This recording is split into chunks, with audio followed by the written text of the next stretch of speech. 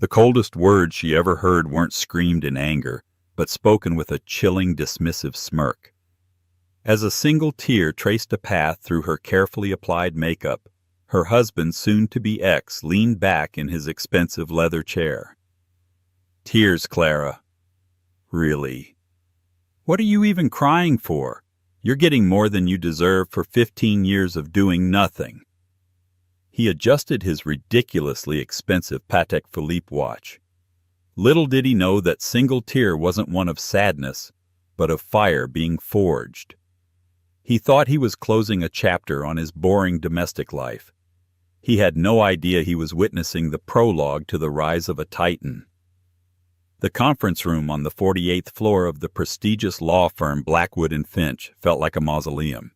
The air was thick with the scent of old leather, expensive wood polish, and unspoken animosity. Sunlight streamed through the floor-to-ceiling windows, illuminating the dust motes dancing in the air, each one a tiny and different witness to the methodical dismantling of a life. Clara Reed sat perfectly still, her hands clasped so tightly in her lap that her knuckles were white mountains on a pale landscape. Across the vast mahogany table, Richard Sterling, her husband of 15 years, exuded an aura of bored triumph. He was a man sculpted by ambition and arrogance. His suit was a custom-tailored Tom Ford.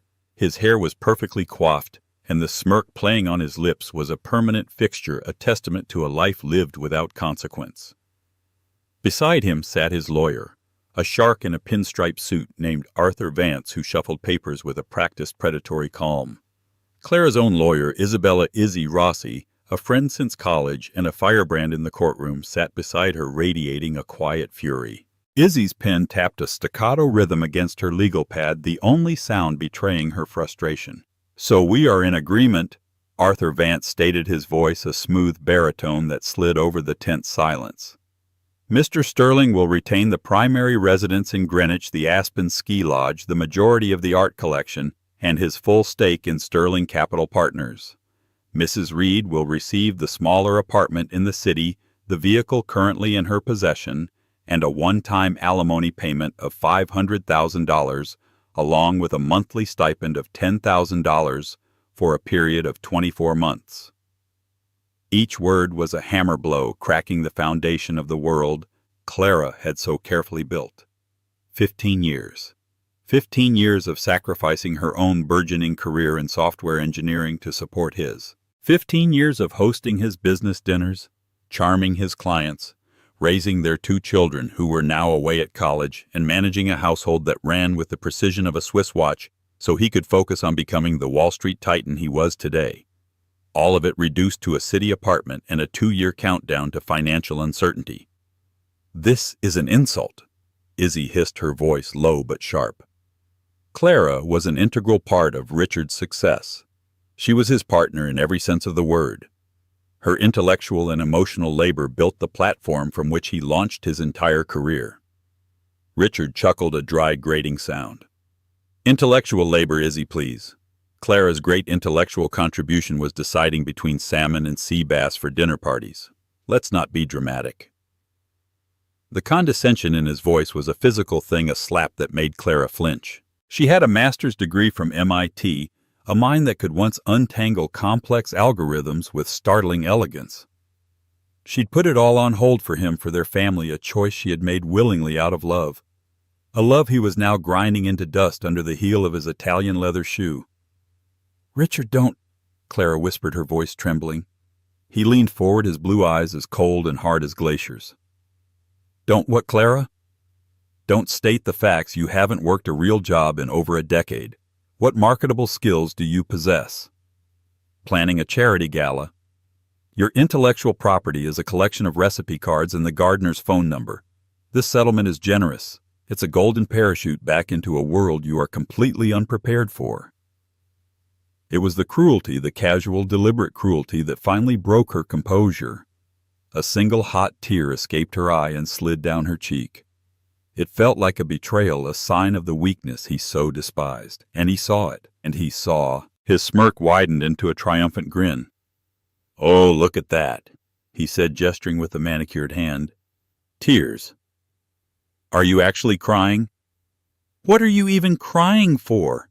You're getting $500,000 for doing nothing. Most people would kill for that kind of severance package." He leaned back, hooking his thumbs into his suspenders, a caricature of a Wall Street king. "Honestly, Clara, pull yourself together. It's unbecoming." The venom in his words was so potent it seemed to suck the air from the room. He wasn't just divorcing her. He was erasing her. He was rewriting their shared history to cast her as a freeloader, a decorative accessory he was now discarding for a newer model, Tiffany Vance Arthur's own niece, a 20-something Instagram influencer whose primary skill was pouting for selfies on private jets. Clara had seen the pictures, the blatant evidence of their affair that Richard hadn't even bothered to hide. Izzy placed a hand on Clara's arm.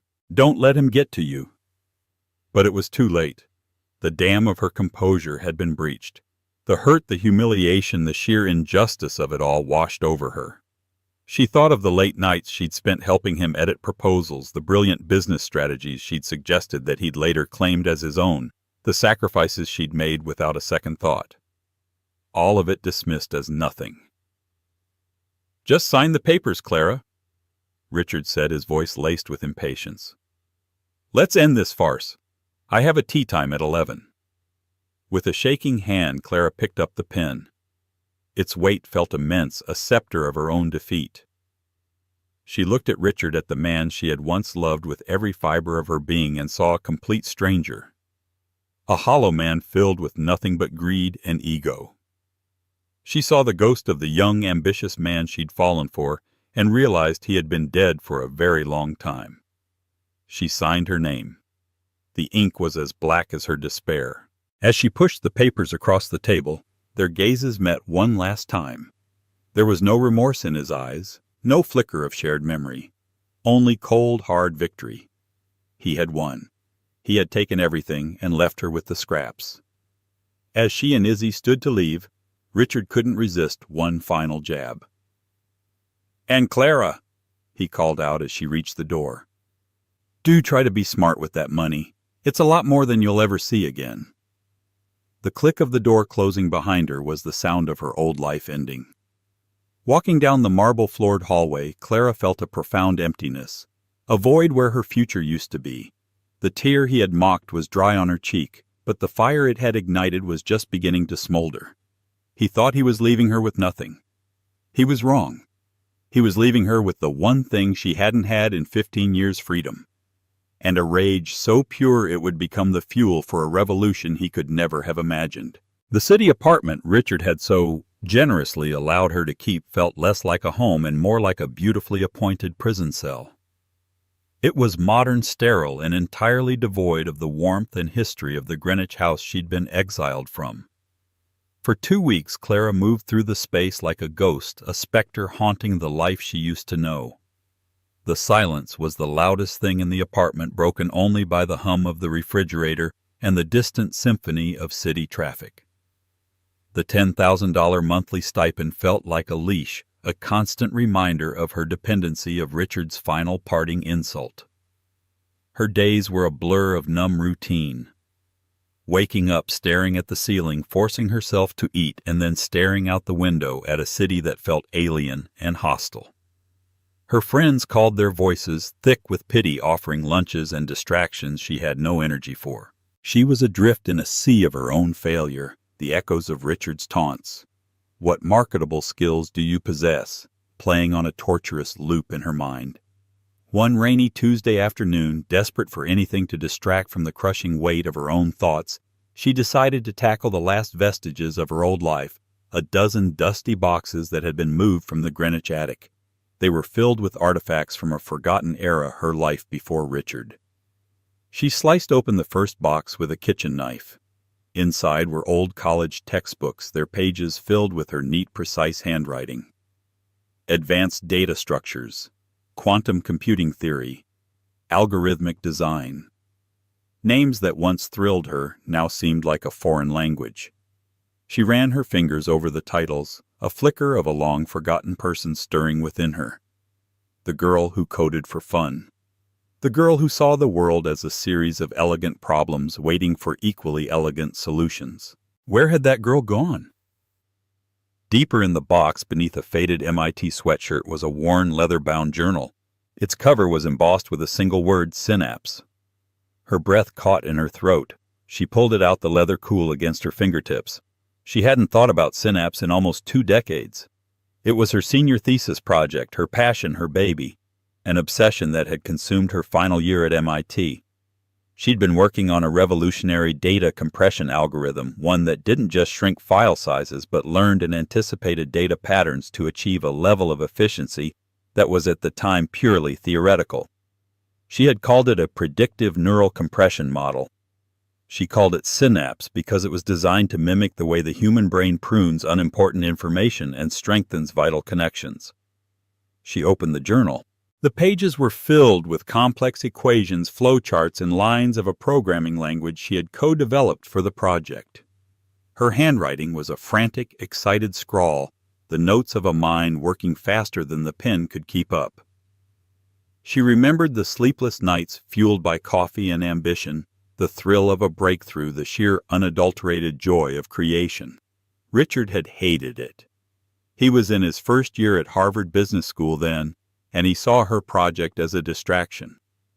"Clara, it's a cute academic exercise," he'd said one evening, glancing at her wall of whiteboards covered in code.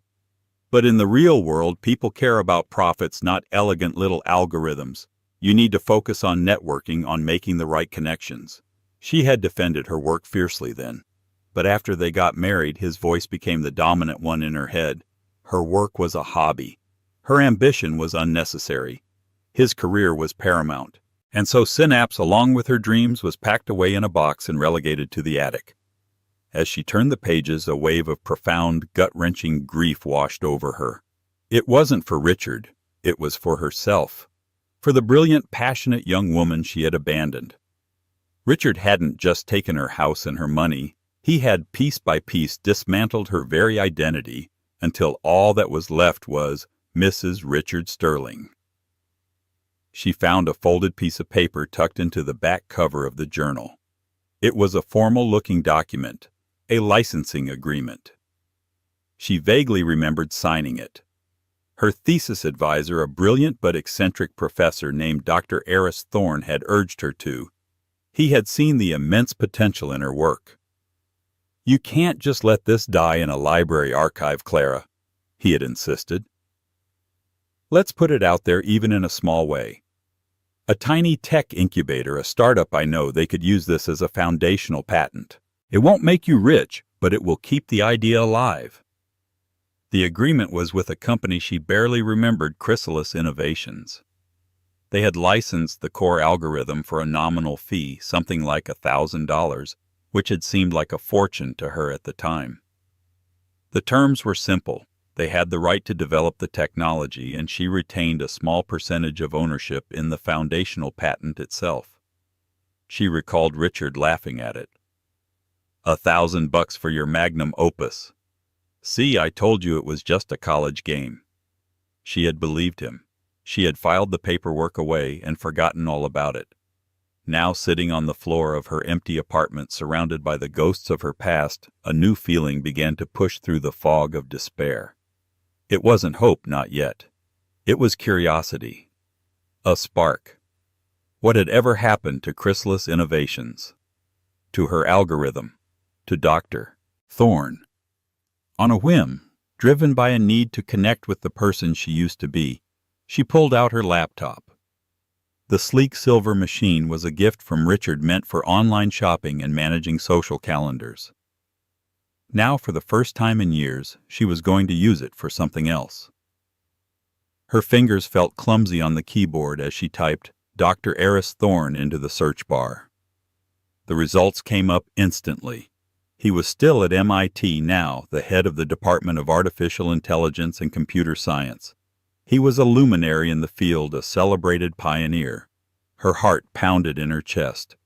Would he even remember her, Clara Reed, his promising student from nearly 20 years ago? She scrolled through the department website until she found his official email address. Her hands shook as she composed a short, simple message. Subject A. Former student, Clara Reed, formerly Bellwether. Dear Dr. Thorne. You may not remember me, but I was a student of yours back in 2005. I've been going through some old things and came across my senior thesis, the Synapse Project.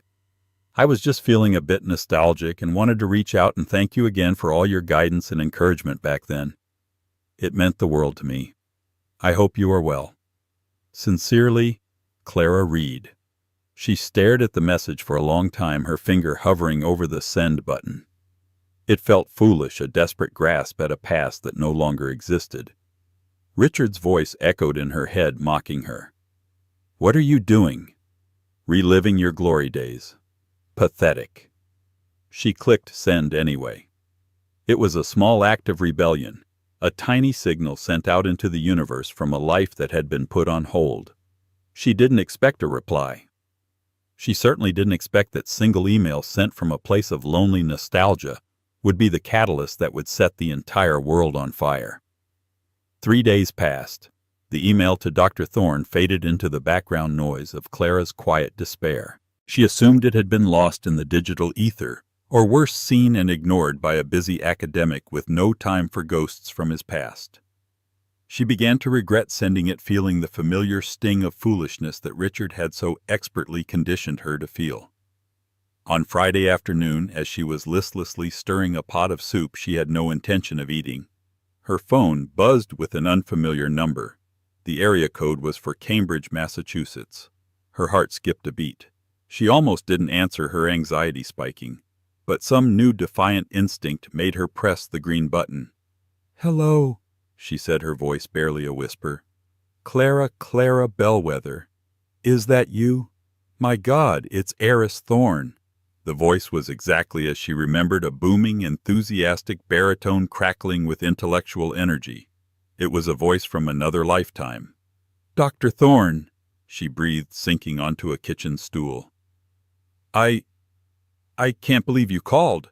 I wasn't expecting.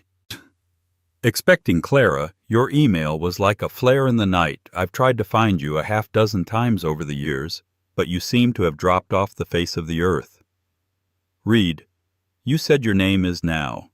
Of course you got married. How have you been? What have you been working on? Are you still in the field? The rapid-fire questions were overwhelming. How could she possibly answer? Well, I got married, gave up my entire career, was systematically stripped of my confidence, and just got divorced by the man who told me my life's work was a cute little game. How about you? It's a long story. She managed, her voice thick with emotion. I haven't been in the field for a while. I'm in a period of transition right now. There was a pause on the other end of the line. Dr. Thorne, ever perceptive, seemed to sense the weight behind her words. "Ah," he said, his tone softening. "Well, whatever you've been doing, I hope the world has been good to you. You had one of the most brilliant minds I ever had the privilege of teaching." The compliment, so genuine and unexpected, hit her like a physical blow. It was water on a desert, a nutrient she hadn't realized she was starving for. She had to swallow hard to keep from crying. "You mentioned Synapse in your email," he continued, his voice regaining its excitement. "Clara, you have no idea. You have no idea what you started." "What do you mean?" she asked, her curiosity piqued. "I assumed it just fizzled out with that little incubator chrysalis." Dr. Thorne let out a booming laugh. "Fizzled out Clara chrysalis. Innovations was acquired about 12 years ago by a mid-level data logistics company called Logicor. They were smart enough to know what they had, but not big enough to scale it. They spent a decade quietly refining your algorithm, building a massive framework around your predictive compression model. They used it to revolutionize supply chain management, creating a system that could predict market needs and reroute global shipping in real time. They renamed the core system Helios, but at its heart, it's still Synapse. It's your digital DNA. Clara felt a dizzying sense of vertigo. I had no idea." "Of course you didn't. They've been running it in a closed system, a fiercely guarded trade secret. But secrets like that don't last forever. In the last year, a few major players have gotten wind of what Helios can do, and one of them, the biggest shark in the ocean, is circling. Who? Clara whispered, her grip on the phone tightening. Nexus Corp. The name landed with the force of an anvil. Nexus Corp wasn't just a tech company. It was a global behemoth. They were into everything cloud computing, AI, e-commerce, space exploration. Their CEO, a man named Kalen Vance, was a household name, a modern-day Midas, whose touch turned everything to gold. Nexus wants to acquire Logicor. Dr. Thorne explained, his voice low and urgent. Not for their clients or their infrastructure. They want Helios. They want your algorithm. An acquisition of this magnitude involves intense due diligence. Lawyers started digging into Logicor's foundational patents, and they traced Helios all the way back to its source. To a senior thesis from MIT. To patent 7894561B2. To you, Clara. The room began to spin. Clara put a hand on the counter to steady herself. My patent. But that was just a small percentage. Clara, Dr. Thorne said, his voice dropping to an almost conspiratorial whisper. That small percentage was on the foundational patent. Everything Logicor built, every line of code in the Helios system, is legally considered a derivative work. Your little slice of the pie isn't a slice of the original $1,000 seed. It's a slice of the entire goddamn tree. Logicor's lawyers have been trying to reach you for 6 months. The letters were likely going to your old address, the one I didn't have.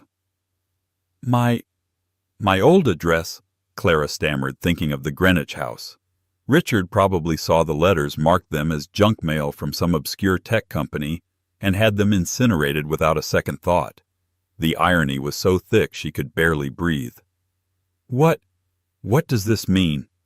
She asked, her mind struggling to process the flood of information.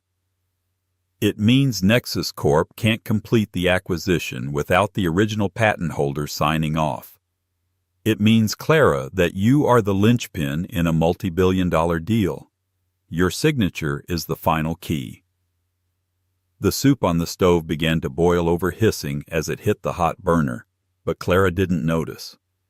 The sterile apartment, the city noise, her own despair, it all faded away. All she could hear was the frantic, triumphant pounding of her own heart. They're having a preliminary meeting in New York next week, Dr. Thorne continued. The CEO of Logicor, Robert Chen, and the head of acquisitions from Nexus, a real killer named Cassandra Hayes. Robert's lawyers finally tracked me down, hoping I knew how to find you. Clara, you need to be in that room, but you cannot go in alone. These people eat people like us for breakfast. A vision of Richard flashed in her mind, sitting across the mahogany table smirking. What marketable skills do you possess? A slow, dangerous smile spread across Clara's face. It was the first genuine smile in months. Dr. Thorne, she said, her voice no longer trembling but infused with a steel she hadn't felt in years. Can you send me everything you have on this, every document, every email? And I know just the lawyer to bring. She ended the call and immediately dialed Izzy. Izzy, she said the moment her friend picked up. Cancel your plans for the next 2 weeks. We're going to war. The week that followed was a whirlwind, a trial by fire that forged a new Clara Reed from the ashes of the old. The quiet, sterile apartment transformed into a bustling war room. Izzy, upon hearing the full story, had reacted with a stunned silence, followed by a string of curses, and then a whoop of fierce, unadulterated joy. She moved in, practically turning the minimalist living room into a command center littered with documents, laptops, and takeout containers. Dr. Thorne, true to his word, had overnighted a package containing every piece of correspondence and technical analysis he had. Clara and Izzy spent 2 straight days devouring the information. For Clara, it was like waking a dormant part of her brain. Reading through the technical specs of the Helios system, she saw the ghost of her original Synapse algorithm everywhere. They had scaled it, polished it, and wrapped it in a $1 trillion shell, but the core logic, her logic, was unmistakable. The girl who once filled whiteboards with frantic code was reawakening, her mind firing on all cylinders. They've expanded the predictive matrix, she muttered one evening, pointing at a complex flowchart. But the core heuristic is still mine. See the way it prunes low-probability data strings. That's my signature." Izzy, while not understanding the technical nuances, understood the legal implications perfectly. "Your signature is about to be worth more than the GDP of a small country," she said, her eyes gleaming. "This is beautiful, Clara. Absolutely beautiful. The premarital asset clause in your divorce settlement is our fortress." Richard defined anything from before the marriage as separate property. He was so eager to protect his own meager premarital savings that he inadvertently built a legal wall around your billion-dollar baby. They hired a team of the best patent and M&A lawyers in the country, a firm Izzy had long admired, Cohen, Stern and Associates. The initial consultation was a revelation. When Clara, quiet and unassuming, began to deconstruct the Helios system for the senior partner, a legendary litigator named Samuel Stern, the man's eyebrows rose higher and higher. "Ms. Reed," he said after she had finished, a look of profound respect on his face, "you're not just the patent holder. You understand this technology better than the people who have been developing it for the last decade. This changes the entire negotiation." The power dynamic in the room had shifted. Clara wasn't just a victim with a lucky lottery ticket. She was an expert, an asset. Her voice, once hesitant, grew stronger with every meeting. She was no longer just Mrs. Richard Sterling. She was Clara Reed, the architect of Synapse. While Clara was rediscovering her intellectual power, she was also undergoing a physical transformation. Izzy insisted on it. "We're not walking into that boardroom looking like a victim," she declared, dragging Clara out of the apartment. "We are walking in there looking like the two women who own the place." They went to Bergdorf Goodman, not with Richard's money, but with a line of credit Izzy secured against the future settlement. Clara, who had spent 15 years dressing in the tasteful, conservative country club chic that Richard approved of, found herself being zipped into a sharp slate-gray Armani power suit. It fit her perfectly, the clean lines and structured shoulders making her stand taller. She looked at her reflection in the three-way mirror and saw a stranger, a confident, formidable woman she barely recognized. They bought 3 more outfits just like it, a uniform for her new life. A trip to a top salon followed, where her sensible shoulder-length hair was cut into a chic razor-sharp bob that framed her face and highlighted the intelligence in her eyes. The change wasn't just aesthetic. It was psychological. With each piece of her old life she shed, she felt lighter, stronger. The generous $10,000 stipend from Richard arrived in her bank account, and for the first time she laughed at it. It was a joke, a pittance from a man who had no idea what was coming. Meanwhile, Richard Sterling was living his best life, and he wanted the world to know it. His Instagram was a curated gallery of his success. A picture of him and Tiffany on a yacht in St. Bart's, her arm draped around him, a massive diamond on her finger. A shot of his new McLaren gleaming in the driveway of the Greenwich house. The captions were nauseatingly smug, starting a new chapter with the one who truly gets me. Leveling up in every way. Izzy showed Clara one of the posts. "Look at this clown," she scoffed. Clara looked at the photo of Richard, his face tanned, his smile wide and self-satisfied. A few weeks ago it would have sent a spear of pain through her heart. Now she felt nothing but a distant clinical pity. He was a man trapped in a gilded cage of his own making, chasing validation through material things. He was playing checkers while she was about to overturn the entire chessboard. The day of the meeting arrived. It was a crisp, clear morning. Clara stood before the mirror in her new apartment, dressed in her Armani armor. She looked at her reflection, at the sharp haircut, the determined set of her jaw. The woman staring back at her was not the weeping, broken person from the Blackwood and Finch conference room.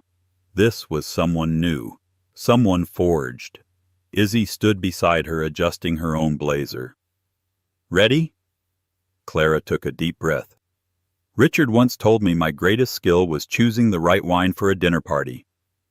"Well," Izzy said with a grin, "today you're not choosing the wine. You're buying the whole damn vineyard." They walked out of the apartment and into a waiting town car.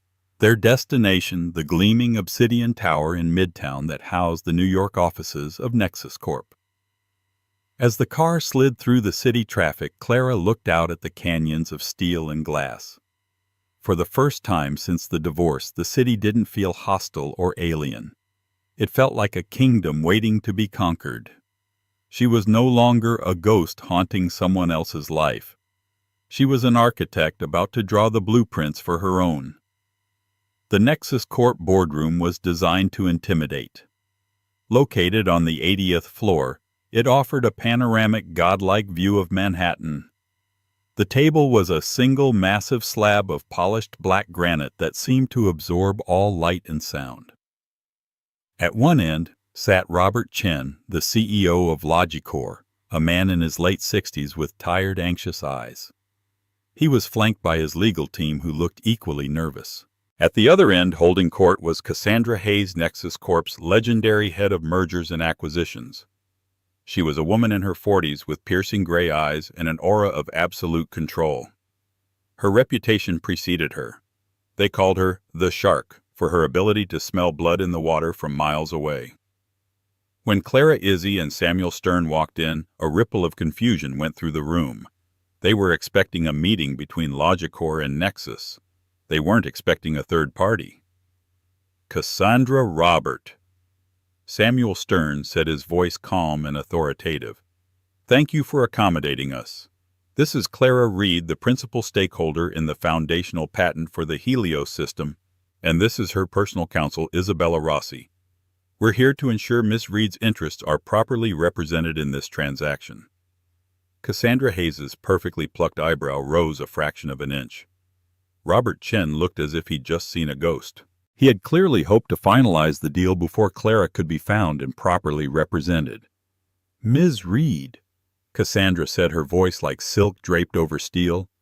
A surprise, but a welcome one. We at Nexus believe in dealing with all principals directly. She gestured to the empty chairs in the middle of the table. Please. The negotiation began. Cassandra opened with Nexus's initial offer to acquire Logicor, a staggering $900 million. Robert Chen looked ready to weep with gratitude and accept on the spot. Then Samuel Stern cleared his throat. A generous opening offer, Ms. Hayes. However, it seems to be based on a fundamental misunderstanding of the asset you are acquiring. Cassandra's eyes narrowed. Oh, and what might that be? You're not acquiring a logistics company, Stern said smoothly. The company is irrelevant. You are acquiring a piece of technology, a revolutionary AI that will become the central nervous system of your entire global operation. You're not buying a car, you're buying the patent for the internal combustion engine. And my client, Ms. Reed, holds the original title. The air in the room grew thick. This was the opening salvo. For the next 3 hours they battled. Cassandra's team tried to downplay the significance of Clara's patent, calling it an academic precursor. That's when Clara spoke for the first time. It's more than a precursor, Ms. Hayes, she said, her voice clear and steady. It's the heart, your own internal analysis.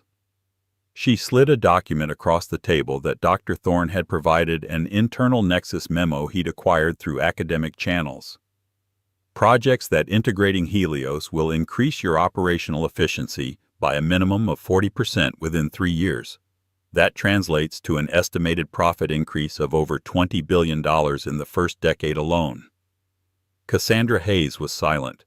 Clara had just demonstrated not only that she knew the value of her technology, but that she also had access to Nexus's own confidential projections. The Shark was momentarily stunned. Clara pressed her advantage. She began to speak about Synapse, about Helios. She didn't talk about money or percentages. She talked about the code. She explained the elegance of its design, the foresight of its predictive modeling. She pointed out vulnerabilities in the current iteration and proposed solutions outlining next-generation capabilities that even Nexus's engineers hadn't considered. She wasn't a plaintiff asking for money. She was a creator explaining the value of her art. The dynamic in the room shifted irrevocably. Robert Chen and his lawyers faded into the background. This was no longer about Logicor. It was a direct negotiation between the creator Clara and the acquirer Cassandra. Cassandra Hayes, a woman who respected only strength and intelligence, was looking at Clara with a newfound grudging admiration. "What do you want, Ms. Reed?" Cassandra finally asked, cutting to the chase. Izzy leaned forward. "We are not seeking a percentage of the Logicor sale," she said crisply. "We are proposing a separate direct acquisition of Patent 7,894,561B2 and all its derivative intellectual properties. Ms. Reed will sell her stake directly to Nexus Corp.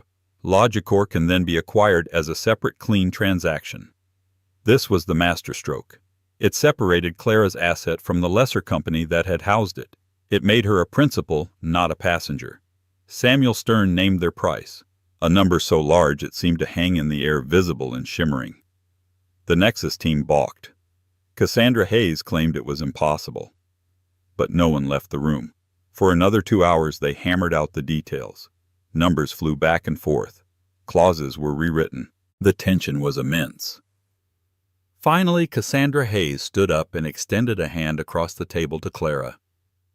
"Ms. Reed," she said, a thin smile on her lips, "it seems we have a deal." The final number they agreed upon was $1.2 billion. The signing of the documents was an almost surreal experience.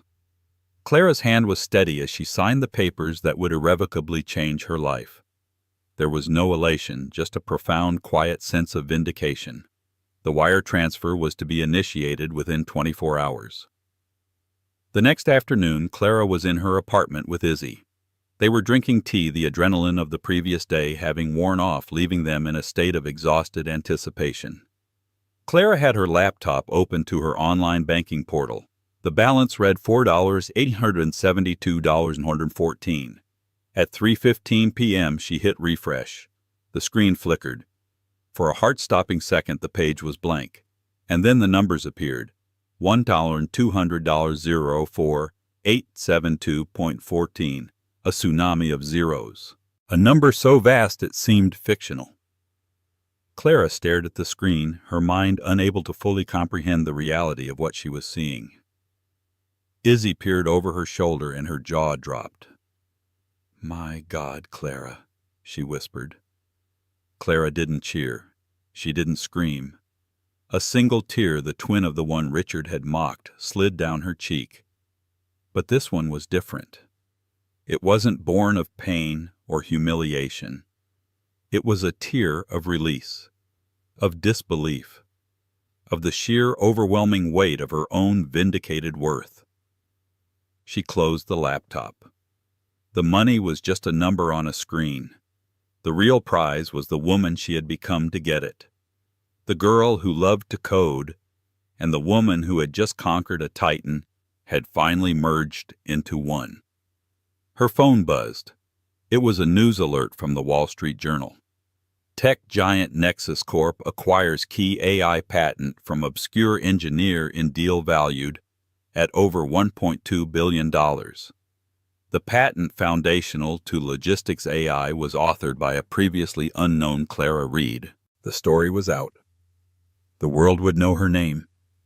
And she knew with a certainty that chilled her to the bone that somewhere in Greenwich, Richard Sterling was about to read the headline. The reckoning was coming. Richard Sterling was having an excellent day. He had just closed a lucrative deal, and he was celebrating with Tiffany at Le Ciel, a ridiculously exclusive rooftop restaurant where the entrees cost more than most people's car payments. He felt on top of the world, the master of his universe. Tiffany was snapping a selfie of them, the city skyline sparkling behind them. Hashtag power couple, she purred, tapping away at her phone. Hashtag winning. Richard chuckled, sipping his vintage Bordeaux. He was indeed winning. He had shed his boring, unambitious wife and upgraded to a newer, more exciting model. He had his freedom, his fortune, and his status. Life was perfect. His phone vibrated on the table. A notification from his financial news app. He glanced at it, annoyed at the interruption. The headline made him stop breathing. Nexus Corp acquires key AI patent from a previously unknown Clara Reed. Deal valued at over $1.2 billion. The name had to be a coincidence. It had to be. There were other Clara Reeds in the world. His Clara Reed, the woman whose greatest ambition was perfecting her lasagna recipe, couldn't possibly be involved in a billion-dollar tech deal. It was absurd. He clicked the link, his heart beginning to hammer against his ribs. The article loaded. And there it was. A picture of her. It was an old photo from a charity event years ago, but it was unmistakably her. The story detailed the origins of the patent and MIT thesis project from over 15 years ago. Synapse. The name hit him like a physical blow. He remembered the name. He remembered mocking it. It's a cute academic exercise, Clara. $1,000 for your magnum opus. What marketable skills do you possess? The wineglass slipped from his fingers, shattering on the pristine white tablecloth, splashing red like blood. Tiffany shrieked in annoyance. "Richard! This is couture! You ruined my dress!" He didn't hear her. He was reading the number again and again. $1,200, $1,000, and $1,000. It was a number that broke his brain. It was more money than he, with all his deals and bluster, could ever dream of making. And it belonged to Clara. The smug satisfaction drained from him, replaced by a frantic, clawing panic. Their divorce settlement, the ironclad premarital asset clause he had insisted on. The patent was from before their marriage. It was hers, all of it. "No," he whispered, his face ashen. "No, no, no." This wasn't just about the money. It was about the narrative. He was the winner. She was the loser. He was the success. She was the charity case. This flipped the entire script. He was the fool. He had mocked her tears as she signed away her life, completely oblivious to the fact that she was sitting on a treasure chest that could buy and sell his entire existence 100 times over. He fumbled for his phone, his hands shaking so violently he could barely dial her number. He had to talk to her. He had to fix this. It was community property. He had supported her. He was entitled to half. He had to be. The phone rang and rang, then went to voicemail. Her voice, calm and professional, no longer the warm, familiar tone he remembered, instructed him to leave a message. He hung up and tried again. Voicemail. Again. Voicemail. He flew into a rage, shoving his chair back and storming away from the table, leaving a bewildered Tiffany behind. He drove like a madman back to the Greenwich house, his mind racing. He called his lawyer, Arthur Vance. "She hid this from me," he screamed into the phone. "She committed fraud. This was a marital asset. We have to reopen the divorce." Arthur's voice was cold and clinical. "Richard, was the patent filed before your wedding date?" "Yes, but..." "Did she ever receive income from it during the marriage that was deposited into a joint account?" "No, of course not. It was worthless." Richard yelled the words, tasting like acid in his mouth. "Then you have no claim," Arthur stated flatly. "You yourself insisted on a rigid definition of premarital property. By your own legal strategy, it is entirely hers. Trying to fight this would be career suicide. You'd be a laughingstock." Richard slammed the phone down, the reality of his monumental error crashing down on him. He had been outmaneuvered by the one person on earth he had considered his intellectual inferior. He drove to Clara's city apartment, his last desperate gambit. He would appeal to their history, their children, their shared life. He would beg if he had to. He buzzed the intercom, his heart pounding. After a long moment, a voice came through, not Clara's, but Izzy's. "Yes. Izzy, it's Richard. I need to speak to Clara. It's an emergency." "I'm sorry, Richard, but she has nothing to say to you." The intercom clicked off. He buzzed again frantically. "Please, just let me talk to her." The line opened again. This time it was Clara's voice. It was as calm and cool as a frozen lake. "Richard," she said, "what do you want?" "Clara, thank God." He gasped, relief washing over him. "We need to talk. This money. This is our money. It's for the family. It's for the kids' futures. It's half mine. You know that's only fair." There was a long silence on the other end. He could picture her standing there in that apartment he had so magnanimously given her. "Fair," she finally said, and the word was laced with ice. "Let's talk about fair, Richard. Was it fair when you told me my life's work was a cute little game? Was it fair when you had an affair with your lawyer's niece and flaunted it for the world to see? Was it fair when you sat in that conference room and told me I had no marketable skills, that I was worth nothing more than a 2-year allowance?" Each question was a stab, and he had no defense. "Clara, I was an idiot. I was stressed. I didn't mean it," he stammered, his voice cracking. "I love you. I always have. We can fix this. We can get back together. Think of our history." A soft, mirthless laugh came through the speaker. It was the most terrifying sound he had ever heard. "Our history is that you mocked my tears, Richard," she said, her voice dropping to a near whisper, each word precisely enunciated. "You stood on my neck and called it a victory. This isn't our money. It is my money. It was earned with my mind, a mind you did everything in your power to convince me was worthless. You are entitled to nothing. You defined the terms of our separation. Now you can live with them." She paused for a moment, letting the finality of her words sink in. "And Richard," she added, her voice devoid of all emotion, "do try to be smart with that money you have left. It's a lot less than you'll ever see again." The click of the intercom shutting off was the sound of the gates of the kingdom slamming shut in his face. He was left standing on the pavement, a beggar looking up at the castle he had once owned and foolishly thrown away. He had mocked her tears, and now those tears had watered the seeds of an empire, while he was left with nothing but the dust of his own arrogance. The news of Clara's newfound wealth and Richard's spectacular fall from grace became the stuff of Wall Street legend. He was a cautionary tale, a meme, the man who had traded a billion-dollar diamond for a rhinestone. His carefully constructed world crumbled with astonishing speed. His business partners, smelling the stench of his monumental misjudgment, began to distance themselves. His fair-weather friends vanished. Tiffany, upon realizing that her power couple hashtag now applied to a man who had fumbled the biggest fortune in modern history, quietly packed her designer bags and disappeared from his life, leaving nothing but a faint trace of expensive perfume in the Greenwich house. Richard was forced to sell the house, the ski lodge, the art, all to cover the debts from a lifestyle he could no longer afford. He became a ghost, a hollowed-out man haunted by the echoes of his own mockery. But this story was never truly about Richard's downfall. It was about Clara's ascent. Clara did not retreat into a life of idle luxury. The money, as staggering as it was never the point. It was the tool. It was the validation that had unlocked the final shackles on her potential. She was no longer defined by a man, a marriage, or a divorce settlement. She was defined by her own intellect and ambition. Her first major act was not to buy a yacht or a private island, but to establish a foundation.